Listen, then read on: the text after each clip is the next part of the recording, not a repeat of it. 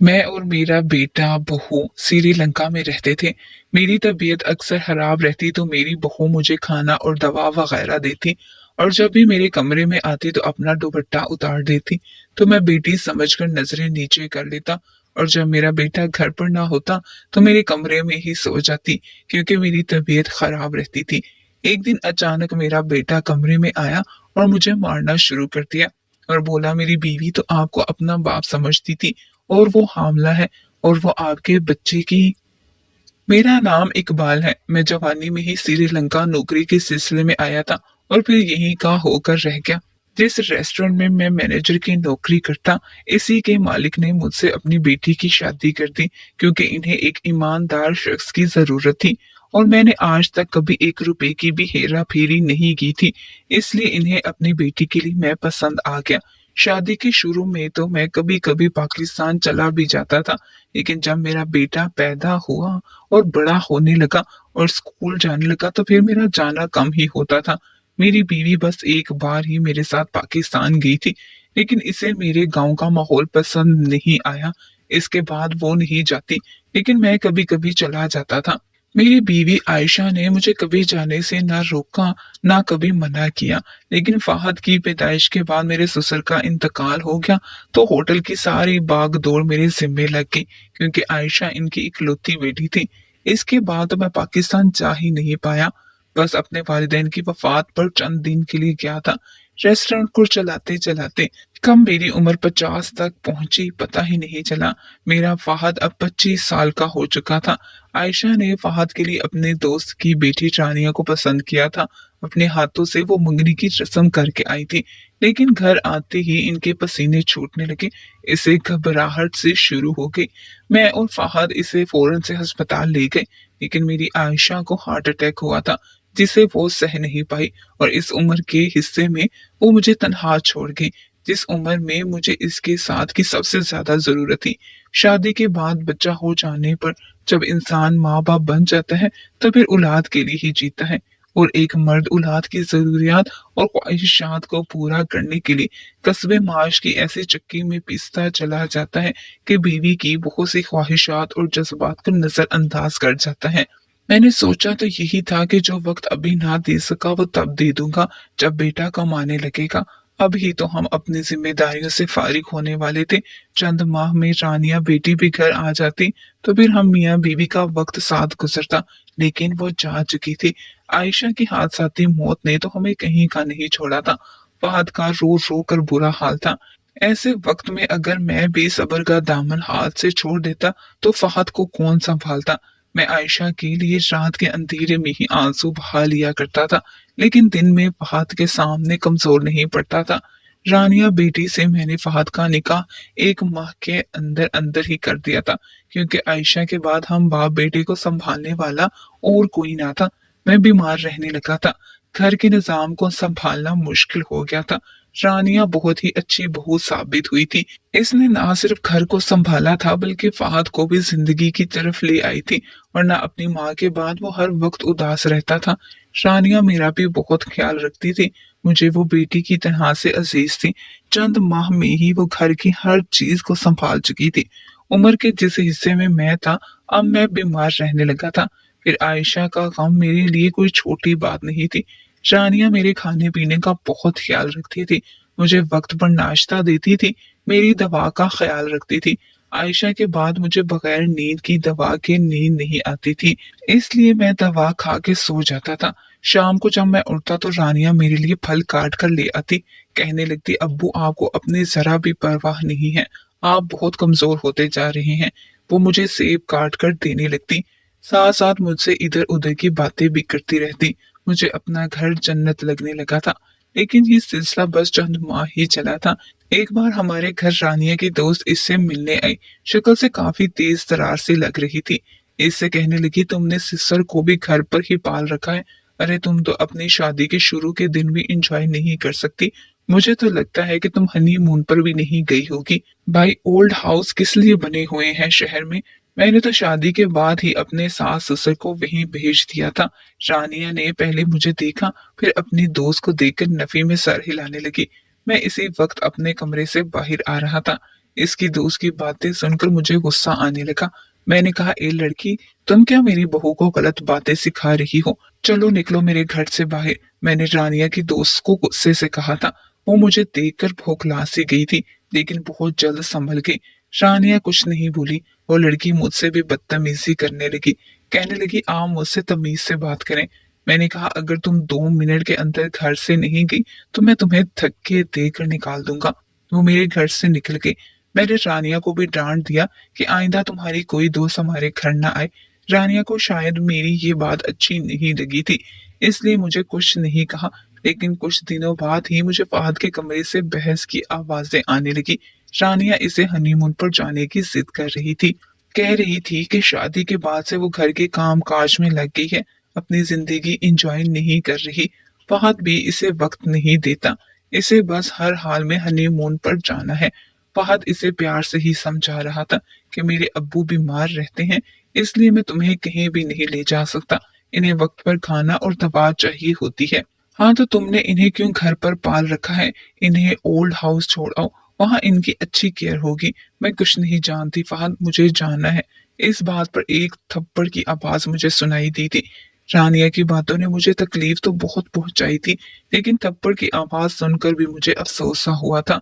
फहद कहने लगा, खबरदार जो तुमने आइंदा ओल्ड हाउस का नाम भी लिया हो, मैं तुम्हें लेकर कहीं नहीं जाऊंगा। फहद ने गुस्से से कहा था। इसके बाद तो रानिया का रवैया मुझसे बदलने लगा था।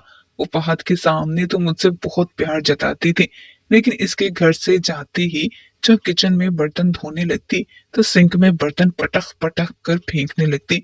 मैं इस वक्त लाउंज में टीवी देख रहा होता था और किचन लाउंज में ही था, इसलिए बर्तनों के शोर से मुझे अंदाजा होने लगता कि वो गुस्से में यूं बर्तन पटक पटक कर मार रही है। बर्तन धोते हुए कहने लगी, मुझे तो कोई इंसान ही नहीं समझता। मुझे तो लगता है इस घर में बहू की नहीं, एक नौकरानी की जरूरत थी। इस वक्त मेरे और रानिया के अलावा तो घर पर कोई ना था। जाहिर है वो ये सब मुझे ही सुना रही थी। मैंने सोचा, बच्ची ही तो है, क्या हर्ज है कि बर्तन मैं खुद ही धो लिया करूं। मैंने टीवी बंद किया और किचन में चला आया। मैंने कहा, रानिया बेटा, तुम पूरा दिन काम करके थक जाती हो, तुम ये बर्तन छोड़ो, ये मैं धो देता हूँ। मेरी बात सुनकर इसने फौरन से बर्तन छोड़ दिए और इसी गुस्से से अपने कमरे में चली गई। मैं इसकी इस तरह के रवैये को समझ तो नहीं पाया था। मैं बर्तन धोने लगा तो आयशा याद आने लगी।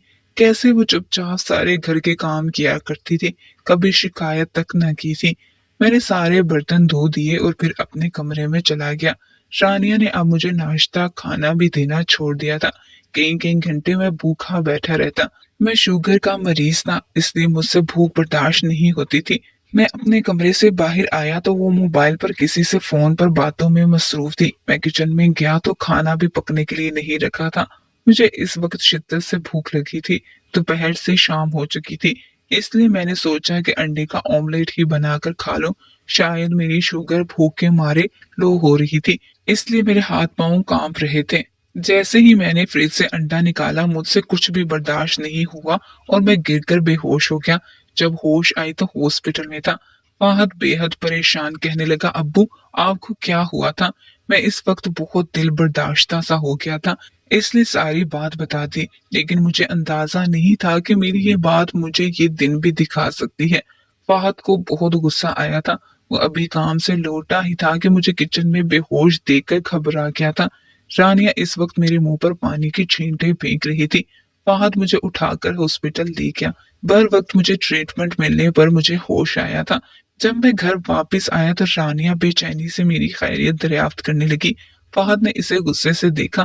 कहने लगा, तुम्हें अगर मेरे बाप की इतनी भी परवाह होती तो इन्हें वक्त पर खाने को देती। इस घर में तुम्हारी जिम्मेदारी ही कितनी है। मैंने सफाई के लिए मुलाजमा रखी है, बस तुम्हें किचन का ही काम करना होता है। इस पर भी तुम यूं चीखती चिल्लाती हो, मेरे बाप से बर्तन धुलवाती हो। मैंने बेटे से दिल का बोझ हल्का किया था, लेकिन ये नहीं मालूम था कि वो यूं बहू पर बरस पड़ेगा। इस वक्त तो रानिया चुप रही, लेकिन इसके बाद तो इसने जो कुछ मेरे साथ किया, शायद ही किसी बहू ने ससुर के साथ ना किया होगा। रानिया ने फहद के सामने तो मुझसे माफी मांग ली। मैंने भी इस बात को ज्यादा तूल नहीं दी। रानिया का रवैया मुझसे फिर वैसा ही हो गया था, बल्कि कुछ ज्यादा बेतकल्लुफ सा हो गया था। एक बार वो मेरे कमरे में ही खाना ले आई। खाना मेरे सामने रख कर अपना दुपट्टा उतारा और मेरे ड्रेसिंग टेबल के सामने रखे चीजें उठाकर साफ करने लगी। मैंने अपनी नजरें झुका ली, यही सोचा कि बच्ची है, शायद गर्मी की वजह से ऐसा कर गई है। मैंने नजरें झुकाकर ही नाश्ता किया और इंतजार करने लगा कि कब रानिया मेरे कमरे से बाहर निकले। लेकिन वो मेरे कमरे के मुख्तलिफ बेफजूल से काम करने लगी। कभी साइड टेबल के दराज खोलकर मुख्तलिफ चीजें निकाल कर दराज ठीक करने लगी, कभी ड्रेसिंग के सामने रखी चीजों को साफ करने लगी।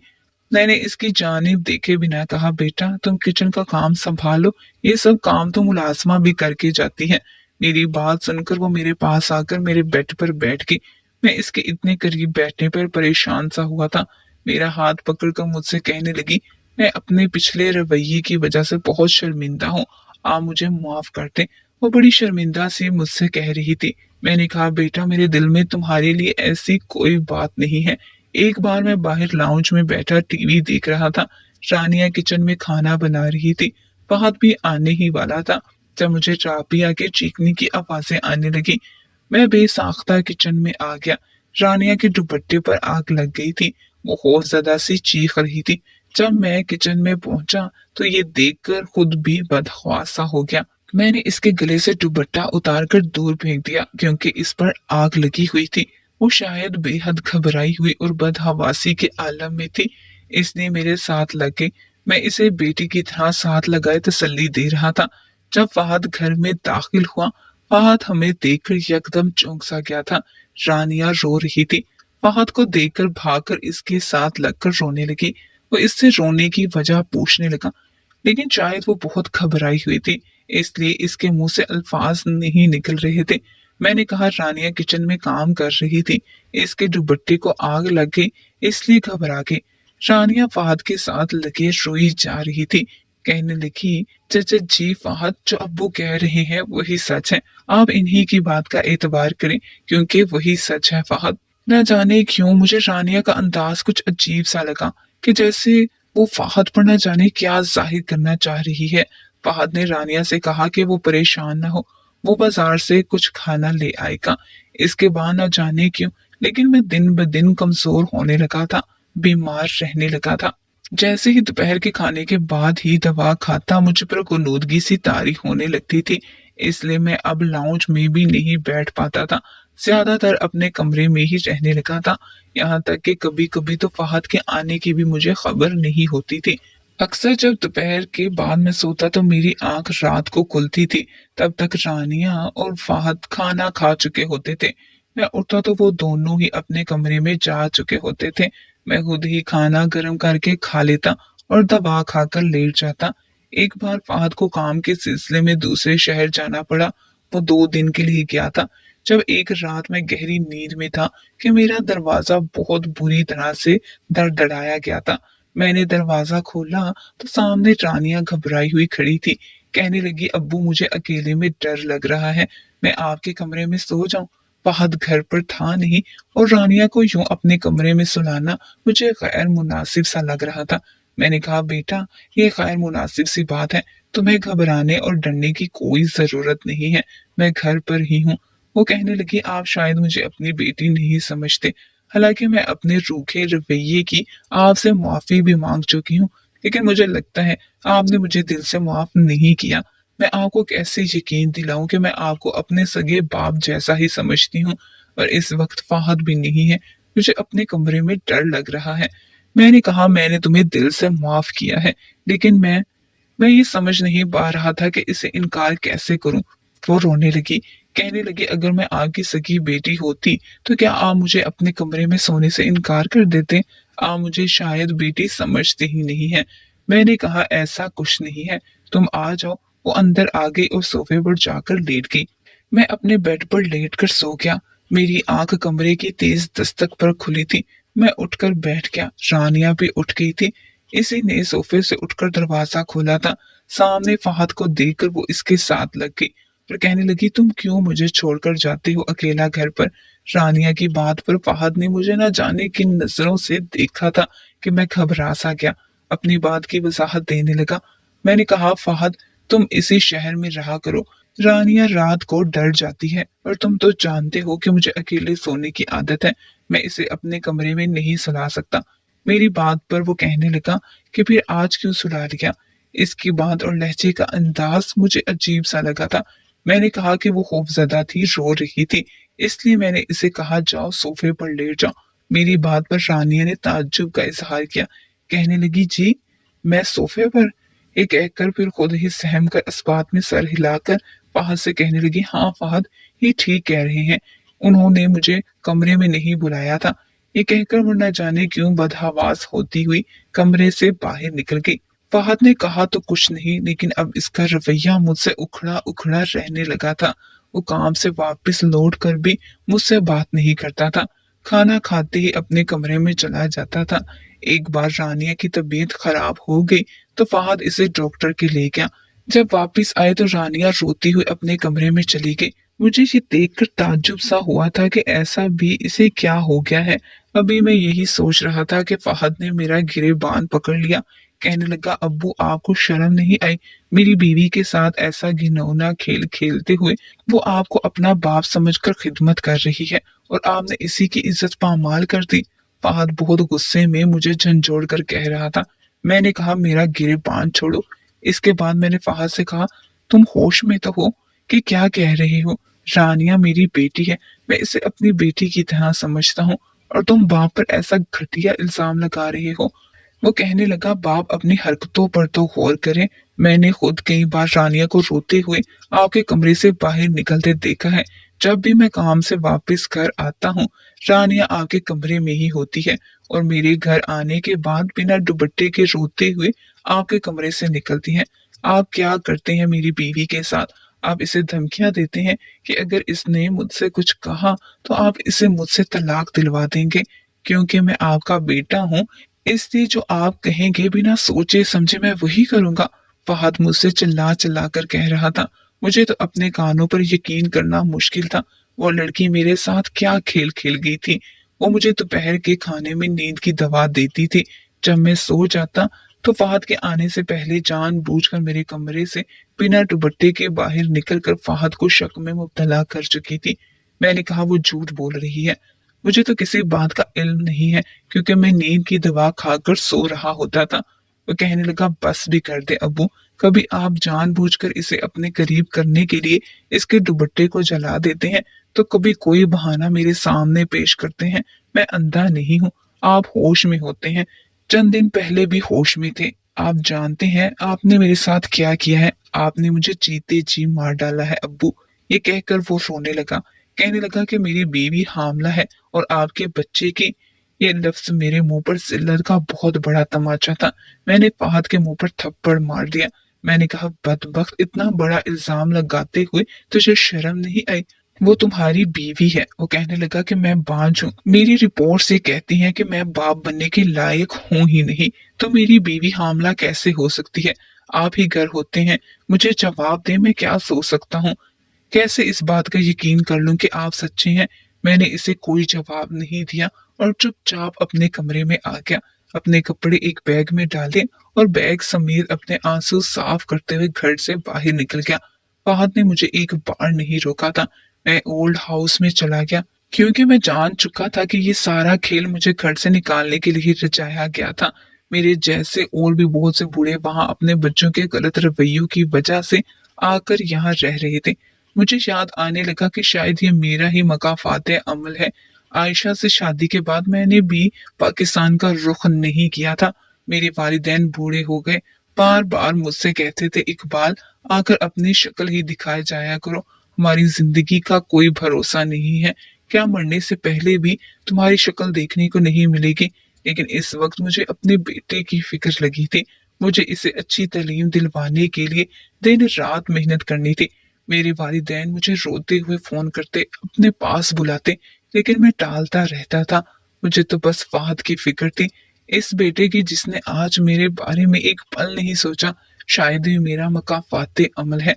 इस वक्त मैंने अपने वालिदैन की खिदमत नहीं की थी जब इन्हें मेरी जरूरत थी, इसलिए मेरी औलाद मुझे कैसे पूछ सकती थी।